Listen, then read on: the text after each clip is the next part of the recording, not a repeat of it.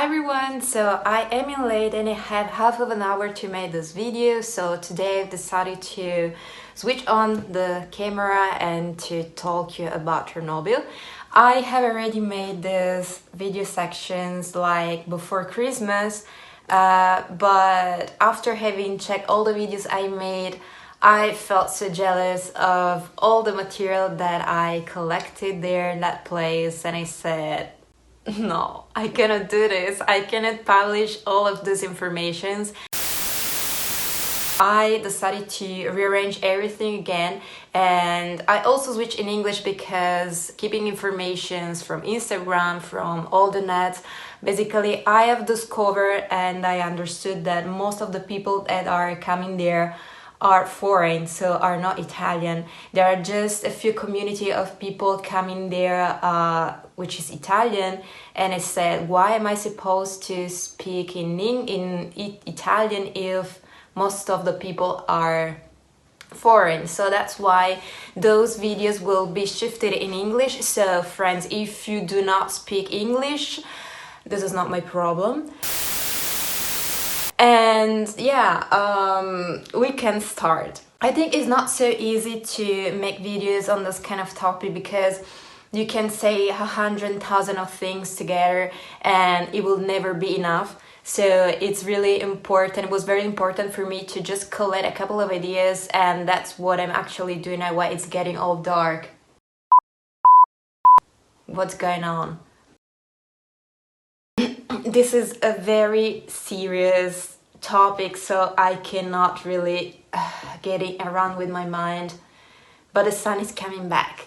Yeah, that's nice. Anyway, I decided to organize the topic again, and I'm gonna try just to give you a general overview of the things that you can do there in case some of you is interested, in case someone wants to, I don't know, watch those videos and is interested in this kind of topic. I am doing this because I would like to left a sort of diary, a memory of my past, so maybe in the future I will remember this experience that I did, and I will like to watch all those videos, and it will be very funny, I guess, to watch me in the past and to see what I did and what I was thinking about this kind of trip. Because I would just want to tell you this: if you are obsessed by urbex, if you are obsessed by ghost cities, be conscious of one thing: the time that you go there for the first time, it will be just the beginning of a very long story of information. Because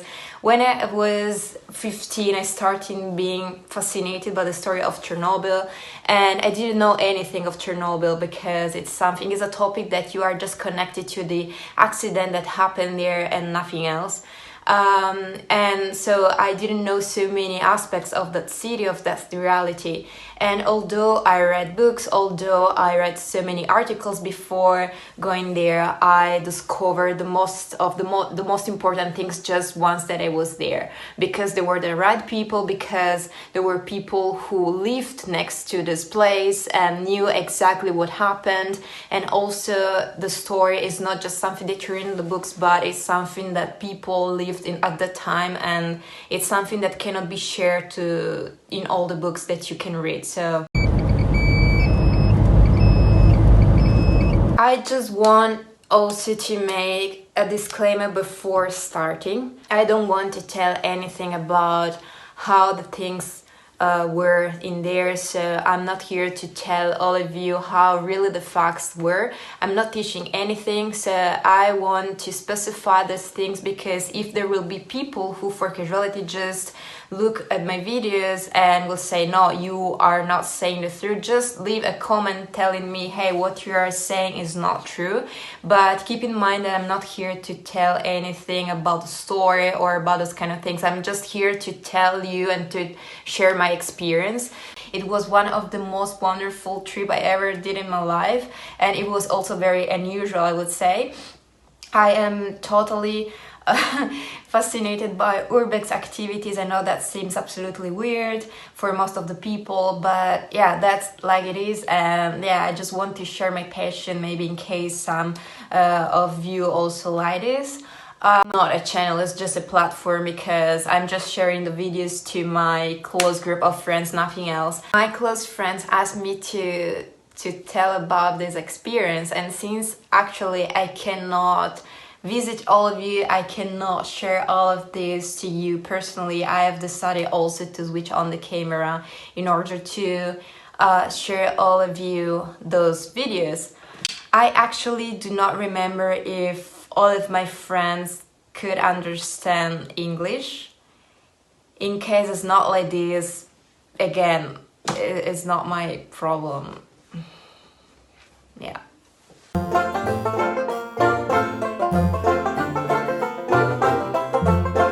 Today we will start with how to get organized to go in Chernobyl and how you are organized once that you arrive there.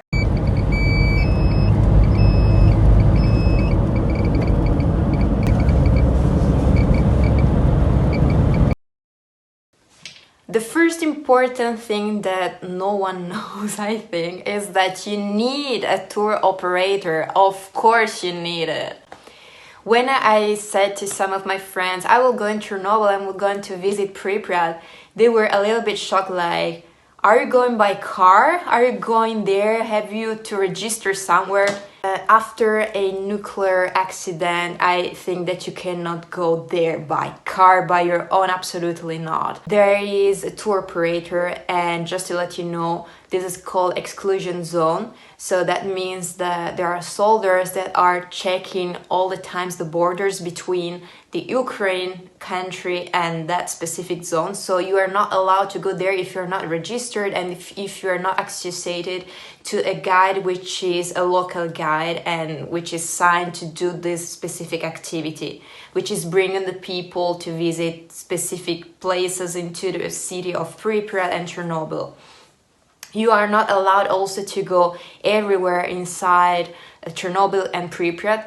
The situation is changing month by month because, of course, this is a ghost city and there are some buildings that unfortunately are getting destroyed time by time, and so that means that unfortunately if the year before you are allowed to visit a specific building, maybe the year after you cannot anymore because, of course, the building structure is not stable anymore. So the guide, the local guide, is supposed to do exactly that specific work. So he's supposed to bring the group of people and visitors on specific places which are allowed still to be visited. But you are not just associated to a local tour operator. So there is also, in my case, there was an Italian tour operator. She was one of the most incredible and wonderful women I have ever met in my whole life. And I took so much inspirations from her. I don't know, I think that people who are doing urbex have something special because really they can see something wonderful in everything and everyone. So I don't know, it was such a wonderful experience for me. And also the group, I was with other visitors and other tourists, and I felt so well with them. It was such a nice experience, really one of the best of my life. But anyway, yes, you also have to be associated to, in my case, Italian tour operator because I come from Italy. I mean, I'm not come from Italy actually, but you know where I come from. The sense of this video is getting lost.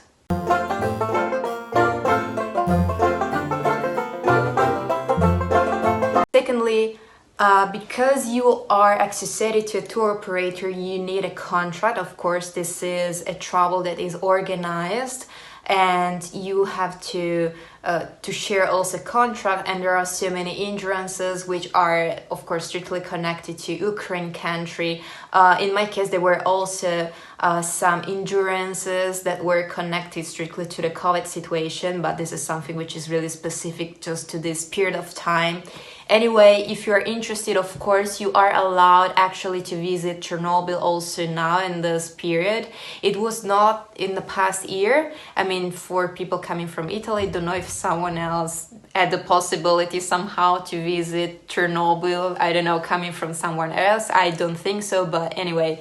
But yeah, this is what concerns the travel organization. So, of course, you have to to have contacts with an agency, and through the tour operator that will bring you in this place, you have to organize all the bureaucracy with them. Let's speak about the practical part. So what do you need to bring with you? Someone asked me, it was very fun. I don't really understood this question. Are you allowed to bring your clothes?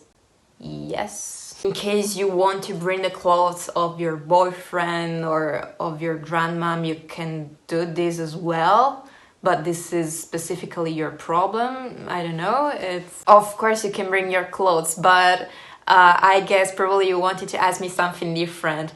Yes, when you are visiting the city, it could happen that maybe you will get contaminated, which is really unusual. That could happen because, as I told you before, the local tour operator, the local guide is supposed to check the places and to know exactly the contamination of those places. And so it's really unusual. It can happen sometimes, but in most of the cases, you are not getting contaminated, but you have, of course, to be conscious that what you're bringing there probably has to be thrown away or has to be washed. I'm thinking about the shoes, because the shoes is, I think, the part of all your clothes, that your accessory, that must be probably washed if they are contaminated, and they have a higher probability to get contaminated. So apart from the clothes that, of course, can be your clothes, you are supposed also to bring other stuff. First of all, a torch, which is quite mandatory because some places and some buildings that you are visiting, of course, will be completely dark. So do not expect members of people or people of the group to bring for you torches. So you have to be organized and you have to bring one for yourself. Also, if you want to take pictures, which is something, of course, it's normal that people want to take videos and pictures once that you are there and you are visiting this kind of place. You are not supposed to do what you want. You are not supposed, like, for instance, to bring all the stuff to take wonderful pictures. You cannot, for instance, put anything on the ground. You have also to be conscious that you have a drone. You have to, of course, control it. You have just to fly on specific areas, and the local guy will tell you which ones.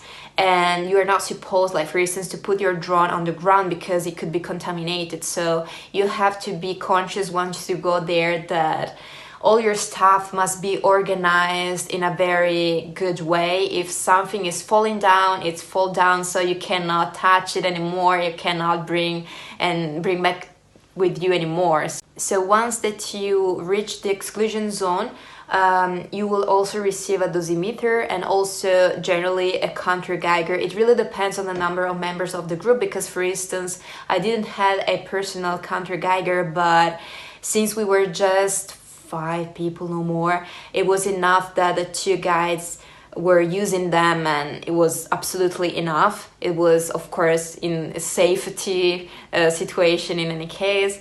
But yeah, the dosimeter will be very relevant because before leaving that place, they will tell you the amount of radiations that you got, which is very minimum, of course, if you respect the rules and if you do not do what you want. Another questions that people ask me: where did you sleep once that you reached the exclusion zone? That's, I think, the most funny question. Yes, I slept in Chernobyl. As I told you before, you're not supposed to touch anything because, of course, but it doesn't mean that all the places is contaminated by nuclear radiation because they are very localized.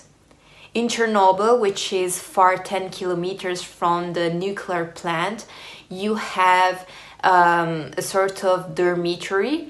There are in reality 2 dormitories which are still in activity, and there are people who are, of course, working in there, and they are trying to, of course, organize the rooms and the flats for the tour operator groups. And you have a flat, generally 1 flat per tour operator group. So you are in mixed rooms, so you have to sleep with all the other travelers. In my case, I slept with the people of my group, and yeah, it was in any case comfortable. So do not think to something which is, I don't know, completely destroyed or something like this. This is not like being in a hotel, 5 stars hotel, but of course it's not like being, I don't know, in a really totally abandoned places. So they try to prevent those places, and they are absolutely clean from any kind of nuclear radiations or something like this. So do not imagine to make really hard urbex activity like sleeping in abandoned places and flats of Pripyat.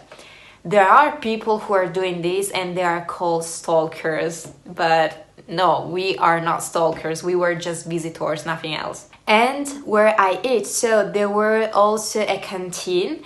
I don't know how to define this, because you have the nuclear power plant canteen, so really in the place where happened the catastrophe, really, it's still open, that place, with safety rules, of course. But there is also a canteen. I don't really know if it is a canteen or not, because yeah, they are just giving food, lunch and dinner to all the travelers, and there you can also taste the typical dishes of Ukraine. You cannot have pretentious like, I want to eat those kind of things specifically this evening or for lunch, because you are just receiving what they are cooking for everyone.